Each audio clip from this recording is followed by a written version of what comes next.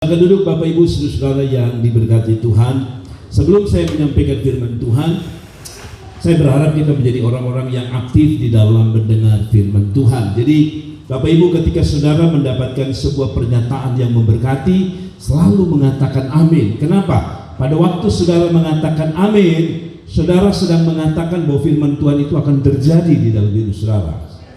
Baik, Bapak Ibu Saudara, saya beri tema di pagi yang luar biasa ini, susah maupun senang tetap setia beribadah dan setia melayani Tuhan. Sekali lagi, susah maupun senang tetap setia beribadah dan setia melayani Tuhan. Banyak yang masih bisu. Sekali lagi, susah maupun senang tetap setia beribadah dan setia melayani Tuhan. Baik, latih diri saudara untuk mengatakan amin pada setiap bagian firman Tuhan. Jadi saya dapat kata-kata dari beberapa pendeta. Mereka mengatakan, aduh Pak, di Nazaret itu saya senang, tapi kadang-kadang kita mau tunggu mereka bilang amin, sesusahnya luar biasa. Satu, kedua, katanya di Nazaret susah dapat senyuman dari jemaah. Apa betul kan? Kalau betul, saya bilang saudara, saya harus bertobat. Saudara dengar Bapak, susah maupun senang tetap setia beribadah dan setia melayani Tuhan. Yosua pasal 24 ayat 14-15 akan menjadi teks kita. Saudara perhatikan baik-baik. Yosua 24 ayat 14 sampai ayat yang ke-15. Saudara lihat ini. Oleh sebab itu takutlah akan Tuhan dan beribadahlah kepadanya dengan tulus, ikhlas dan setia. Jauhkanlah Allah yang kepadanya nenek moyangmu telah beribadah di seberang sungai Efrat dan di mana? Dan di Mesir, dan beribadahlah kepada Tuhan. Pada ayat yang ke-15, kalau saudara perhatikan di sini dikatakan, tetapi jika kamu anggap baik atau engkau anggap tidak baik untuk beribadah kepada Tuhan, pilihlah pada hari ini kepada siapa kamu akan beribadah. Allah yang kepadanya nenek moyangmu beribadah di sungai Efrat, atau Allah orang Amori yang negerinya kamu diami. Tetapi aku dan seisi rumahku, kami akan beribadah kepada Tuhan. Saudara, menarik ayat ini. Kalau saudara lihat latar belakangnya, ini menarik sekali. Kenapa saya bilang menarik? Kalau saudara lihat latar belakangnya begini, orang Israel ini sedang ada di satu tempat di mana mereka tinggal saat itu, aman, damai, tidak ada peperangan selama 20-an tahun.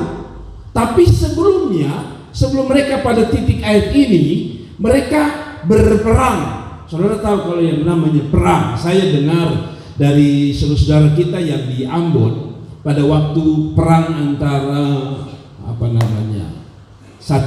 kalau boleh bilang antara agama Sara, diakibatkan oleh Sara, katanya mereka itu kalau tidur itu seperti dibangunkan senantiasa. Kenapa? Karena seperti kapan saja bisa meledak, bunyi senjata dan sebagainya. Saya juga pernah dengar orang yang pernah bertugas di Timor Leste waktu itu, Dili, di mana musuh mereka adalah Aitara. Dan katanya kadang-kadang walaupun mereka sudah pulang ke Indonesia, tidur malam itu seperti dibangunkan, seperti senjata itu tiba-tiba bunyi di telinga mereka. Jadi perang itu tidak enak. Pertama, perang membunuh satu dengan yang lain. Yang kedua, di mana suasana perang tidak ada damai, di mana ada perang, saudara-saudara, tidak ada ketenangan. Jadi saudara, 7 tahun mereka hidup dalam peperangan, tidak tenang kapan dibunuh atau membunuh. Mereka tidak mengalami apa yang disebut dengan ketenangan. Tapi oleh Tuhan, setelah 7 tahun Tuhan bela mereka. Akhirnya mereka tinggal di tempat di mana mereka tinggal pada hari ini. Kata Alkitab, mereka tenang, mereka bisa bangun rumah, mereka bisa bikin kebun, mereka bisa bikin ladang dengan baik. Tapi yang herannya, perhatikan, pada waktu mereka 7 tahun perang, mereka selalu komunikasi dengan Tuhan, mereka selalu andalkan Tuhan, mereka selalu cari Tuhan. Pada waktu 7 tahun mereka dalam peperangan. Namun terbalik, ketika mereka sudah hidup enak-enak, Alkitab mengatakan mereka tidak lagi cari Tuhan, mereka tidak lagi andalkan Tuhan. Mereka justru cari dewa-dewa, cari para Baal, dewa-dewa yang mereka sembah. Jadi Tuhan mereka tidak cari. Bukankah ini terjadi dalam hidup kita? Waktu kita susah, waktu kita ada dalam persoalan, banyak kali kita cari Tuhan. Tapi ketika kita sudah hidup mulai enak, kadang-kadang kita seperti orang Israel. Kita mulai tidak lagi mencari Tuhan. Nah, Yosua datang dan mengingatkan, waktu kamu susah, waktu kamu ada masalah, waktu kamu ada dalam pergumulan, waktu engkau dalam tantangan, engkau cari aku. Tapi mengapa setelah engkau tenang, engkau damai, 20, bahkan dikatakan sekitar 23 tahun mereka hidup aman, tapi mereka tidak lagi cari Tuhan. Berapa banyak orang makin diberkati bukan lagi cari Tuhan, tapi mereka mengejar mimpi-mimpi mereka. Nah, ini yang Yosua mau ajar kepada kita. Itu sebabnya dia bilang begini kepada orang Israel, pilih, kamu mau beribadah kepada Allah yang lain atau kamu beribadah kepada Dia, Tuhan Yehova Yahweh yang hidup. Dia tantang dan dia bilang begini, kalau kamu anggap tidak baik, tapi saya, keluarga saya memilih untuk mencari Tuhan. Ini kecenderungan orang-orang. Saya selalu bilang, manusia itu kalau tidak ada masalah, selalu dia berjalan dengan kekuatannya.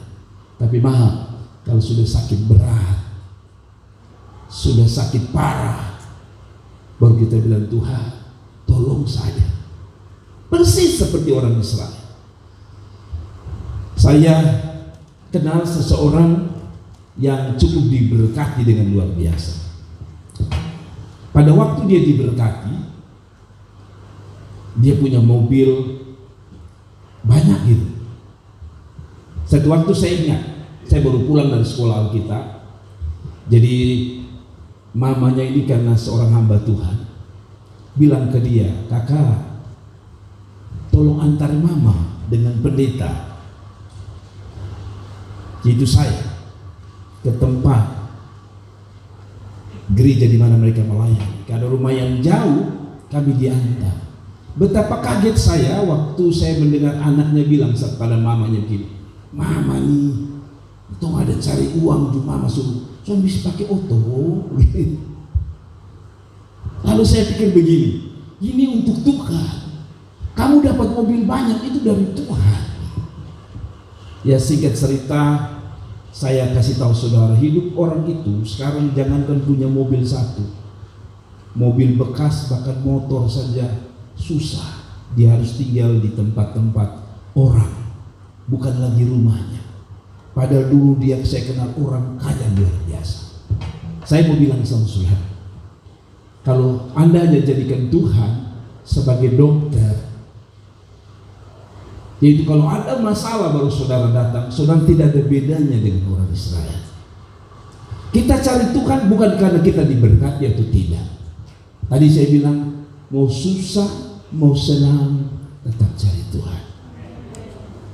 Senang cari Tuhan, susah cari Tuhan. Kita tidak bisa memilih, saya karena aman-aman, ya sudahlah, saya jalan dengan saya punya kemauan, saya punya kekuatan. Sering sekali lagi saya menemukan banyak orang, kalau ada masalah, panggil Pak Pendeta dong, doa. Tapi kalau dia diberkati, dia lupa Tuhan, luar biasa. Nah, sudahlah, mari kita lihat. Saya mau bawa kita bahwa kira-kira itulah latar belakang orang Israel. Waktu sehat, mereka jalan-jalan. Tapi waktu sakit, baru sadar bahwa mereka memerlukan Tuhan. Nah, karena itu saudara-saudara, yang saya mau bawa kita adalah sikap hati kita saat kita susah. Saudara-saudara, hari-hari ini orang mengeluh, bahkan saya harus mulai merasakannya.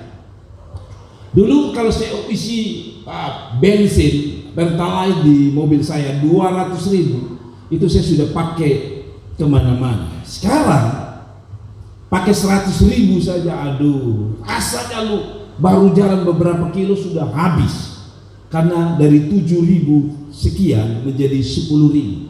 Yang harusnya kita satu kali isi 100, kadang-kadang dia sudah hampir lari lewat setengah. Sekarang isi 100 Mendingan beli Aqua lebih murah, atau kadang-kadang Aqua bahkan lebih mahal sedikit. Tapi maksud saya begini, saya mulai merasa ini sudah zaman yang sulit. Saya kembali dengar Jokowi bilang, mau tidak mau 60 negara akan bangkrut. Saya tidak tahu Indonesia, tapi kalau lihat keadaan ini terus menerus, dolar makin naik. Saya tadi malam cek dolar 15.000 sekian, makin mahal. Nah itu berarti kita makin susah. Tetapi saya mau bilang, susah ataupun senang, tetap cari Tuhan dan layani Tuhan. Kita tidak boleh terkondisi dengan apapun. Saya tidak tahu.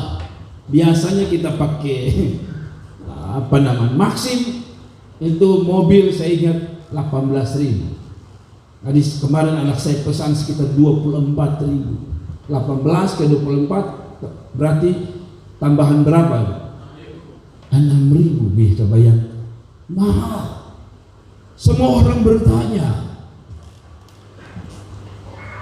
bagaimana dengan kehidupan saya? Tapi saya pesan saudara, susah senang, tetap cari Tuhan dan layani Tuhan. Mau bisnis diberkati, cari Tuhan. Mau bisnis belum diberkati, cari Tuhan. Itu yang kita mau belajar sore hari ini. Nah karena itu saudara-saudara, 3 sikap yang Yosua mau kita ambil ketika saudara hidup susahkah, senang. Sikap ini yang harus saudara lakukan saat saudara beribadah dan saat saudara melayani Tuhan. Pertama, dia bilang, poin yang pertama, sikap itu adalah sikap yang tulus, ikhlas. Ada 2 kata, tulus, ikhlas. Saudara, ketika saudara melayani Tuhan, puji Tuhan kalau saudara diberkati. Puji Tuhan kalau saudara dompet penuh, puji Tuhan beras lengkap. Tapi kalaupun saudara berada pada titik 7 tahun mereka perang, yaitu mereka saudara dalam persoalan, saya berharap pikiran saudara tetap tulus dan ikhlas untuk mencari Tuhan. Mengerti ya? Saudara lihat ini, mengapa disebut tulus dan ikhlas? Saudara lihat ini. Oleh sebab itu, takutlah akan Tuhan dan beribadahlah kepadanya dengan apa? Tulus, ikhlas. Dia mulai dengan kata tulus, ikhlas. Nah, banyak orang tidak tulus dengan Tuhan. Rasanya kalau dia dapat sesuatu, dapat berkat, maka dia dengan begitu senang hati mencari Tuhan. Tapi sedikit saja Tuhan ambil berkatnya, sedikit saja Tuhan berikan kasih izin dia persoalan, banyak kali kita tidak menjadi tulus. Kita mulai berpikir gini, ibadah juga kau sudah dapat apa-apa dari Tuhan, Anda sudah tidak tulus. Tulus artinya begini, mau susah mau senang, mau diberkati tidak diberkati, mau diangkat atau tidak diangkat oleh Tuhan, proyek saya ada atau tidak, saya tetap beribadah dan melayani Tuhan. Itu namanya tulus. Mengerti ya? Jadi Tuhan mau ajar kita nih. Saya coba buka KBBI, karena kamus kita yang terbaik di Indonesia katanya hanya KBBI, Kamus Besar Bahasa Indonesia. Katanya tulus itu artinya sungguh dan bersih hati, benar-benar keluar dari hati yang suci, hati yang kudus, jujur, tidak pura-pura, tidak serong, tulus hati atau tulus ikhlas itu sama. Jadi pertama-tama sungguh-sungguh bersih hatinya. Jadi tadi saya bilang, kita waktu kita pacaran atau orang pacaran biasanya dimulai dengan tulus, tidak ada apa-apanya. Kemarin saya duduk ngopi sama istri saya, lalu istri saya buka satu video. Dia bilang begini, Bapak, coba Bapak dengar ini video. Lalu saya dengar. Video itu mengatakan bahwa cintailah istrimu apa adanya. Ya, mau dia cantik atau tidak lagi, mau dia masak garam tinggi atau garam rendah. Puji Tuhan, kalau saudara darah rendah, itu istri terbaik untuk saudara. Karena katanya makan garam banyak darah cepat naik. Tetapi maksud saya adalah, saya bilang sama istri saya, saya sudah tahu lah. Tapi maksud saya begini, intinya istri saya mau pesan bahwa mencintai dia itu apa adanya. Mau dia gemuk kah? Mau dia kurus kah? Kan ada bapak-bapak itu cinta kalau istrinya sempurna, harus cantik, sehingga kalau tidak cantik dia lihat orang tua istri. Padahal katanya, kenapa istri itu tetap cantik? Biayanya mahal. Sering bapak-bapak bilang, lu sudah gagal lagi dulu. Iya, dulu dia mama kasih beda, kasih bibir merah, kawin selalu itu, lu hanya kasih uang sayur saja, uang beda tidak ada. Makanya dia cantik lagi kan.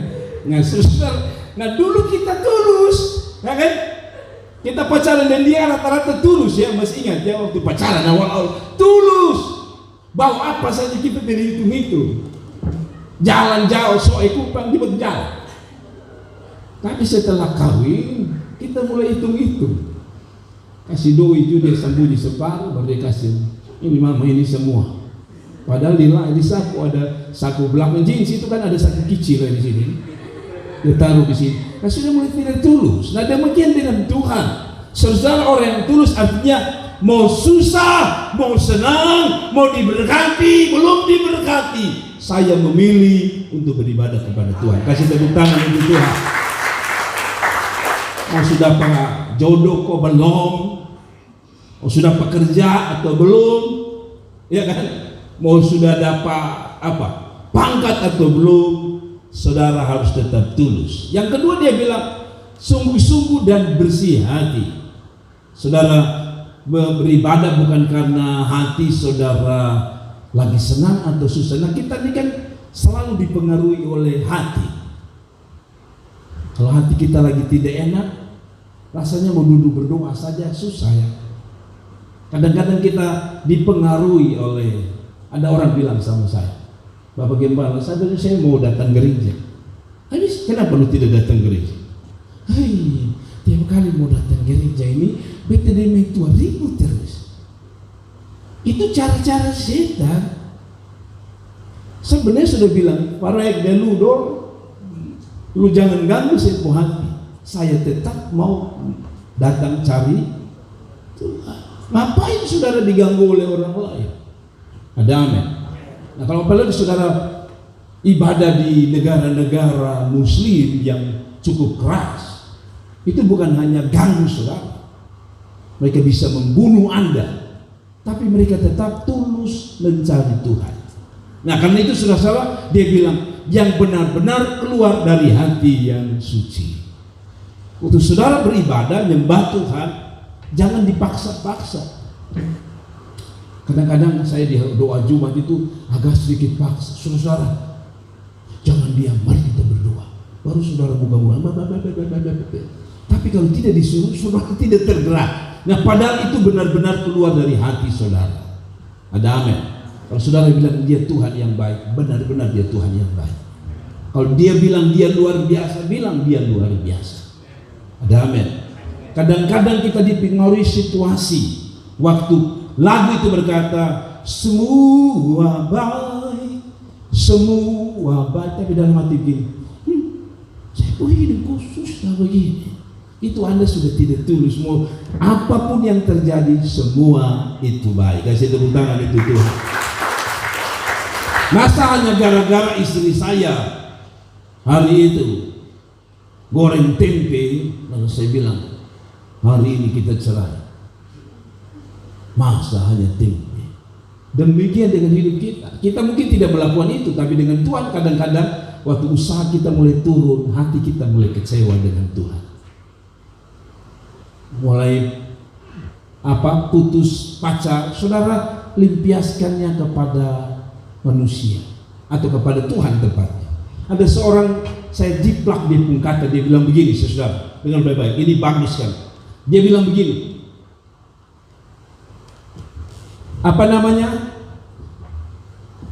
jangan tinggalkan Tuhan karena seseorang. Karena kalau saudara tinggalkan seseorang karena Tuhan,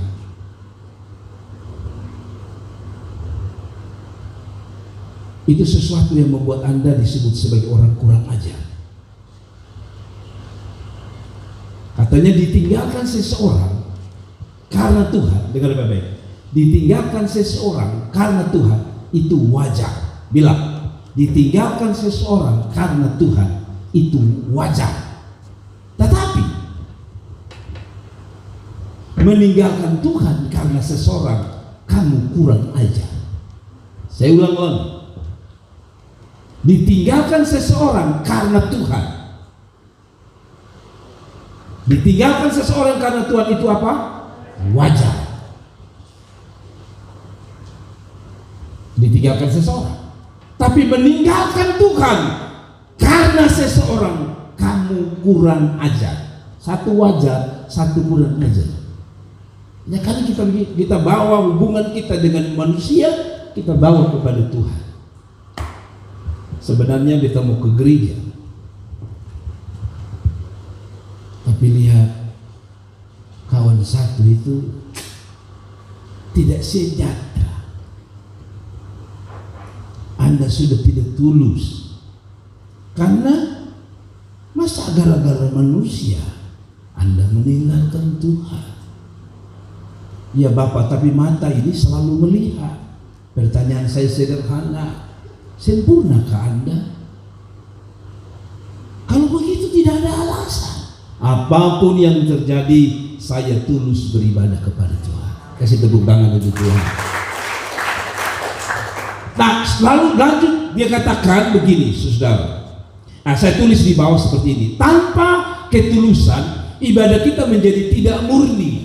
Karena ibadah kita hanya karena dipengaruhi oleh kondisi. Tadi saya bilang, ya diberkati kita senang. Tapi ketika kita susah, juga kita tidak mau cari Tuhan. Buat apa cari Tuhan? Toh saya tidak dapat apa-apa. Tapi sebaliknya atau sebaliknya, kita berpikir bahwa susah saja kita cari Tuhan, senang tidak perlu. Namun mereka yang tulus, susah maupun senang, diberkati atau tidak, mereka akan terus beribadah dan melayani Tuhan. Ada amin. Yang kedua, sikap yang kedua dalam menanggapi panggilan Yosua untuk setia beribadah, setia melayani Tuhan, yang kedua ya setia itu sendiri. Coba saudara lihat ayatnya. Saudara lihat ya ayatnya. Oleh sebab itu, takutlah akan Tuhan, beribadah kepadanya dengan apa? Pertama kan tulus ikhlas ya. Tapi yang kedua, dan setia. Kan tadi saya bilang, orang Israel tidak setia. Waktu mereka susah, mereka cari Tuhan. Waktu mereka senang, mereka lupa Tuhan. Itu setia atau tidak? Itu setia atau tidak? Tidak. Mereka susah, mereka datang cari Tuhan. Mereka senang, mereka lupa Tuhan. Ini banyak kali saya dapat dengar ini perkataan, Bapak, ini orang nih sonde pernah togur beta. Mau di mana saja, di jalan, di Facebook, di WA, tidak pernah sapa. Tapi nanti kalau susah, Suneng ketemu buku bambu, baru telepon, kakak selamat pagi, shalom kakak, apa kabar? Lalu kita jawab, puji Tuhan baik. Begini, sebenarnya beta sudah selama mau togor kakak melupa. Tapi begini kakak bisa bantu semetaku 20 tahun tidak pernah sapa. Tapi pas susah langsung bilang, selamat pagi, shalom, alhamdulillah. Semua dia naik. Nah, ini gayanya orang Israel. Gaya orang Israel adalah setia, cari. Kalau dia butuh, kalau disuruh butuh, parek selalu. Mengerti ya? Dalam perjalanan kita tidak suka. Saya menemukan beberapa orang yang akhirnya saya sedikit cuek. Setiap kali susah baru dia datang cari sambuto. Saya bilang tak usah. Ada orang-orang yang sifat karakternya seperti orang Israel. Nah, kembali pada orang Israel. Orang Israel setia karena kondisi. Kalau susah apa? Cari Tuhan. Di logika begini. Ini persis seperti dalam perjalanan hidup kita. Anak-anak kita, coba lihat kita punya anak-anak. Itu persis seperti anak-anak kita masih kecil. Kita larang, tidak boleh main terlalu jauh di seputar rumah. Saudara tahu, coba dia sakit, dia hanya di dalam rumah. Apalagi kalau panas tinggi, di kamar terus. Tapi nanti dia sembuh, lu cari kepala pusing. Bapak Andreas di mana? Oh, dia sudah di lapangan sana. Tapi nanti kalau dia sakit, dia mulai kukuruyu. Nah, ini persis orang Israel. Waktu ada dalam masalah, cari Tuhan. Tapi sudah masalahnya selesai, lupa Tuhan. Kiranya Tuhan tolong. Ini kan persis seperti anak-anak sekolah. Kalau mau dekat UN, ujian nasional, datang ke pendeta, doakan saya supaya saya bisa lulus. Habis lulus, hilang dari Tuhan. Persis seperti orang Israel. Ada amin. Ada orang bilang, Bapak Pendeta, doa ya, saya pun tanah laku, nanti saya memberkati gereja. Pas habis tanah laku, tanya, ke mana? Bagaimana? Aduh Bapak, habis jual tanah, bepung kebutuhan banyak. Itu yang disebut dengan tidak setia. Amin. Setia itu artinya begini, kalau saudara sudah menikah tahu itu. Mau istri, mau alis, mau tebal kah, mau tipis kah, itu tidak pengaruh. Dengar bapak-bapak ya. Setia itu artinya istri mau alis, mau tebal, mau tipis. Yang lucunya ibu-ibu karena takut suami macam-macam, alis soalnya ada, dia cukur kasih habis tanah. Habis itu baru dia gambar ulang. Nah saudara, itu tujuannya supaya laki tetap setia. Istri saya ini dulu suka diet. Waktu dia sadar dia gemuk, dia diet. Mungkin dia pikir begini, bapak tua ini pasti suka yang ramping-ramping. Normalnya kita suka ramping-ramping. Tapi satu waktu istri saya sakit gara-gara diet.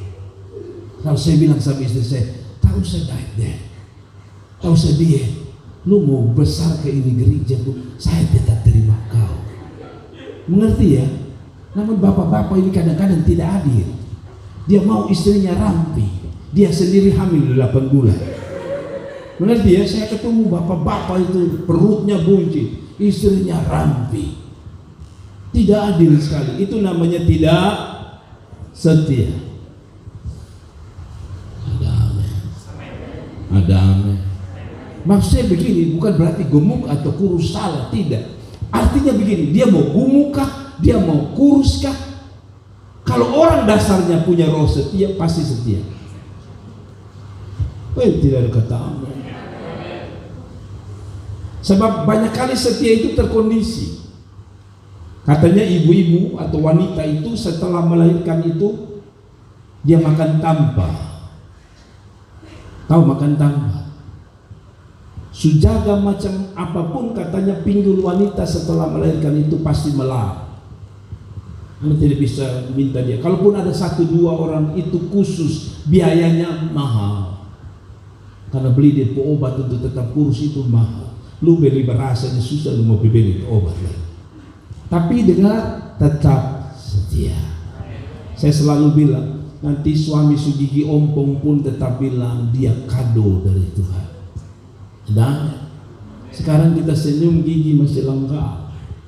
Nanti 65 saudara senyum kayak orang saudara lihat goa, tidak ada jendelanya lagi, lurus ke tenggorokan.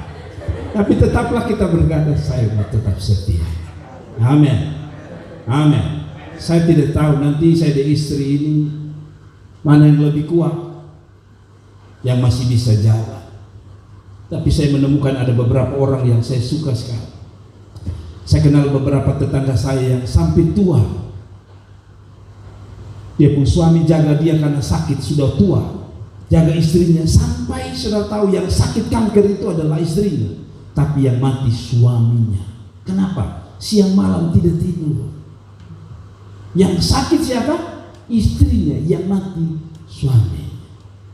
Karena itu saudara suami-suami, kalau jaga istri mulai sakit banyak, bilang Tuhan jangan berbeda dahulu.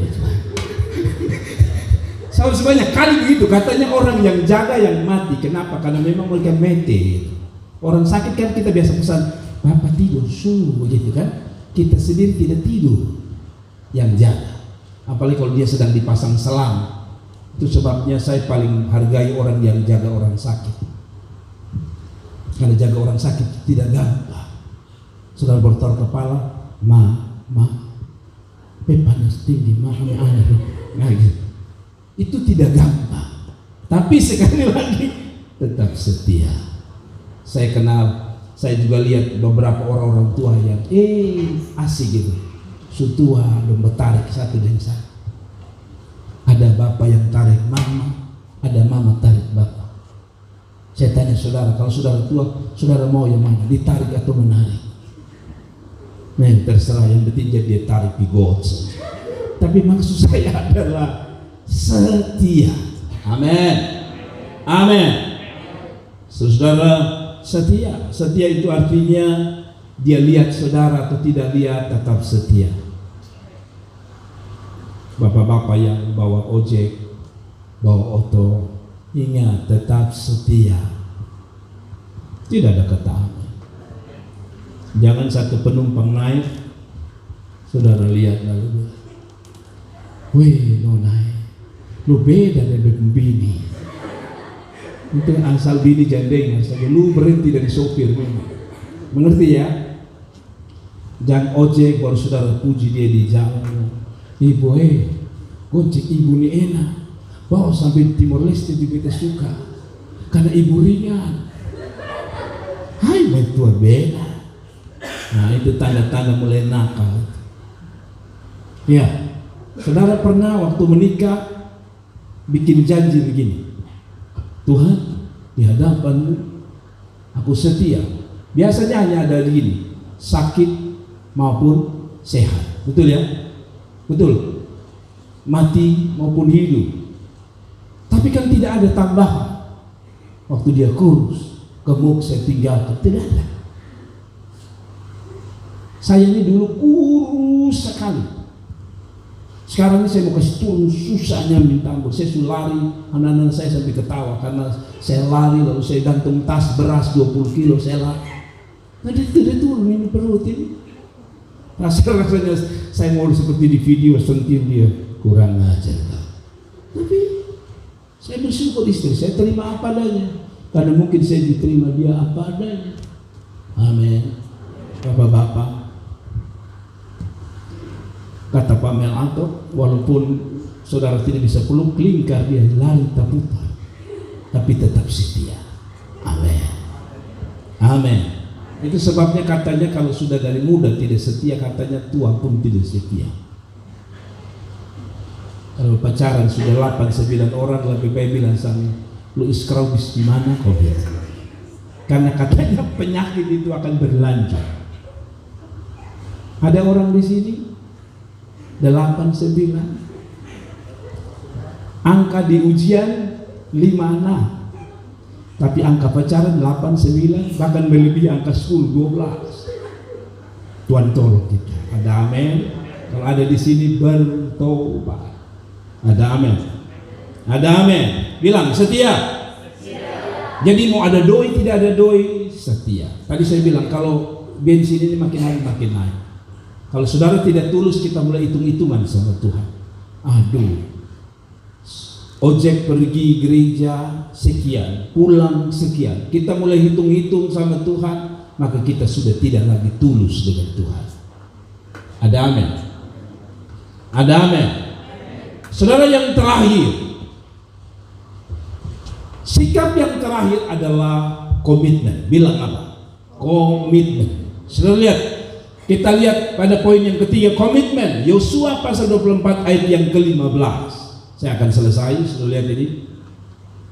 Tetapi jika kamu anggap tidak baik untuk beribadah kepada Tuhan, pilihlah pada hari ini kepada siapa kamu beribadah. Allah yang kepadanya nenek moyangmu beribadah di seberang sungai Efrat. Allah di situ kecil ya, itu Allahnya orang Efrat atau Allah orang Amauri yang negerinya kamu diami ini. Tetapi aku dan seisi rumahku, kami akan beribadah kepada. Jadi begini, dia bahasa sederhana begini. Kalaupun kalian tidak mau, walaupun saya paksa untuk beribadah, terserah kalian. Tapi saya berkomitmen untuk saya tetap setia dengan Tuhan. Itu berarti begini, Bapak, saya tidak mau dengar lagi saudara bilang begini, Bapak, beta mau laki sendukung. Stop. Ini bukan bicara dukung tidak dukung. Ini bicara satu kata, komitmen. Komitmen tidak dipengaruhi oleh siapapun di sekelilingmu. Mau temanmu dukung atau tidak, mau orang tuamu dukung atau tidak, mau sahabatmu dukung atau tidak, mau pacarmu dukung atau tidak, saudara tetap komitmen dengan Tuhan. Mengerti ya? Komitmen itu penting. Nah, apa itu komitmen? Sekali lagi saya pinjam KBBI, Kamus Besar Bahasa Indonesia. Komitmen itu katanya perjanjian. Tentu juga berhubungan dengan keterikatan. Jadi janji itu tetap mengikat saudara untuk melakukan sesuatu atau kontrak. Jadi kalau saudara mau kontrak orang rumah, biasanya ada teken kontrak. Saya bayar berapa, setiap tanggal berapa saya bayar, saudara, itu namanya teken kontrak. Komitmen itu ada hubungannya dengan itu. Anda melanggar berarti Anda salah. Mengerti ya? Komitmen dengan Tuhan pun begitu. Kita memang tidak tanda tangan secara fisik, tapi waktu kita doa, kita bikin janji, kita sedang bikin komitmen. Tapi kadang-kadang kita tidak kuat dengan komitmen. Komitmen kita tadi saya bilang selalu dipengaruhi dengan sikon, situasi dan kondisi. Bahwa komitmen saya adalah saya tidak akan menikah. Wow, waktu itu saya lagi cinta Tuhan luar biasa. Saya janji saya tidak akan menikah. Saya mau untuk Tuhan saja. Tapi berjalan waktu, namanya manusia, laki-laki lagi, lihat wanita, langsung bilang sama Tuhan. Saya bilang sama Tuhan, Tuhan beta batal Tuhan ya. Beta janji itu beta rubah. Salah atau benar? Salah. Sebenarnya salah. Tapi kenapa saya berani jujur? Karena saya tidak berani dengan komitmen saya. Banyak kali kita melanggar komitmen kita dengan Tuhan. Nah, saya coba minta arti komitmen yang lain. Saya ambil dari renungan harian. Renungan harian memberi sebuah arti komitmen adalah perkataan yang menyatakan sebuah kesanggupan untuk berbuat sesuatu. Sekali lagi, komitmen adalah perkataan yang menyatakan sebuah kesanggupan untuk berbuat sesuatu. Komitmen mengandung unsur kontinuitas terus menerus. Artinya kita bersedia untuk melaksanakan janji kita tidak hanya pada saat ini, tetapi berkelanjutan secara terus menerus, yang disebut kontinuitas itu. Komitmen dibangun dengan sebuah kasih yang tulus dan tanpa kepura-puraan. Menurut renungan harian dia bilang komitmen seperti itu. Jadi menyatakan sebuah kesanggupan untuk berbuat sesuatu. Saya janji saya mau belajar sungguh-sungguh, itu komitmen. Saya janji apapun yang terjadi, susah, senang, diberkati atau tidak diberkati, saya tetap mengasihi Tuhan, mencari Tuhan. Itu komitmen namanya. Mengerti ya? Komitmen tadi dia mengandung unsur terus menerus. Jadi komitmen itu bukan hanya hari ini. Beda dengan yang saya tadi, janji habis, lupa sendiri, langgar sendiri. Itu bukan komitmen namanya. Komitmen artinya sekali saya bikin keputusan, iring Tuhan, melayani Tuhan, apapun yang terjadi, kapanpun saya tetap melayani. sampai ajal menjemput hidup saya.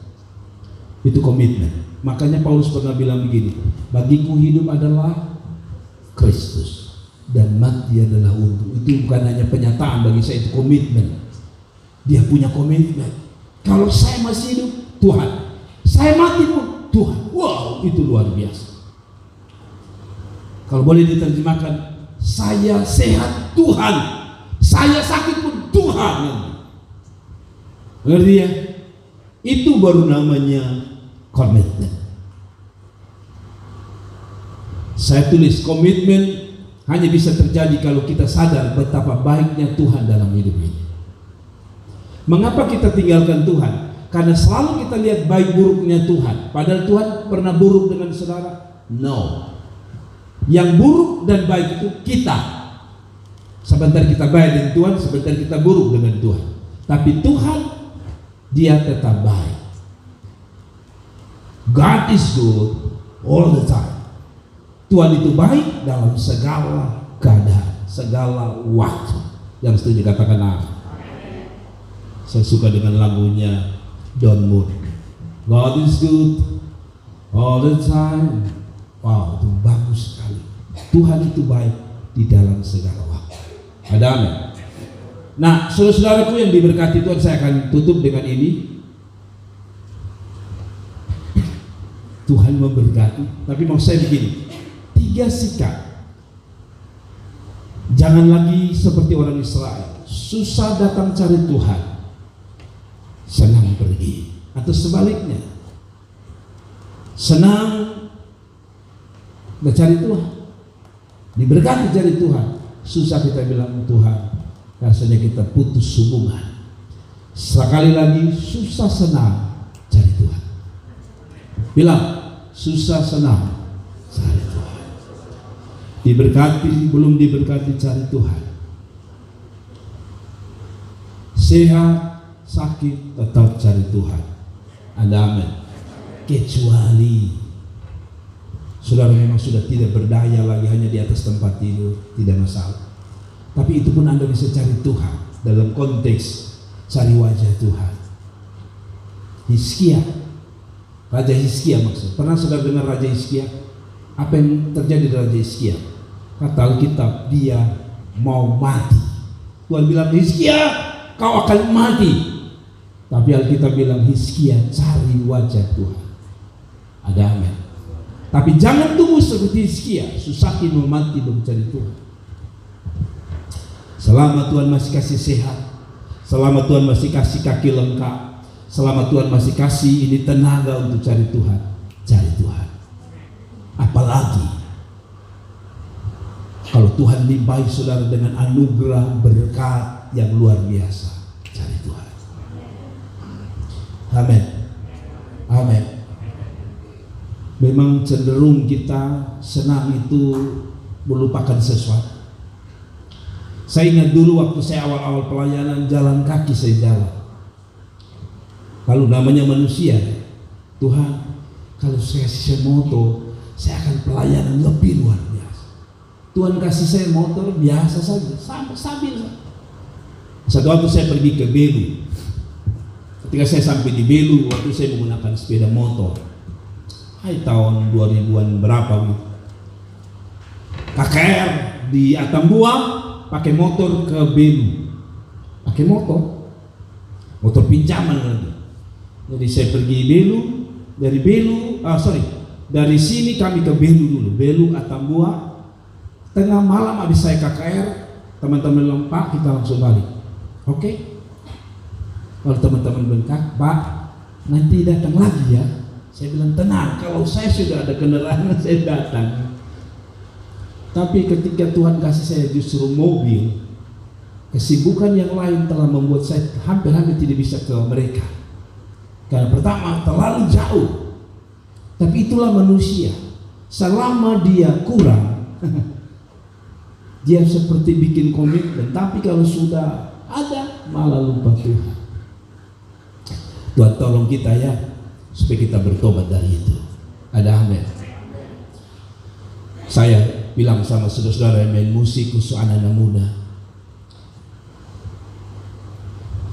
Kalau saya sering terjadi ini, saya ketemu beberapa orang yang saya kenal mentok dengan skripsi, cari Tuhan, berdoa, tapi ketika Tuhan mau kasih wisuda atau Tuhan setelah kasih wisuda tidak pernah lagi cari Tuhan. Saya berharap kalau saudara susah cari Tuhan, senang bagaimana? 2 kali lipat cari Tuhan.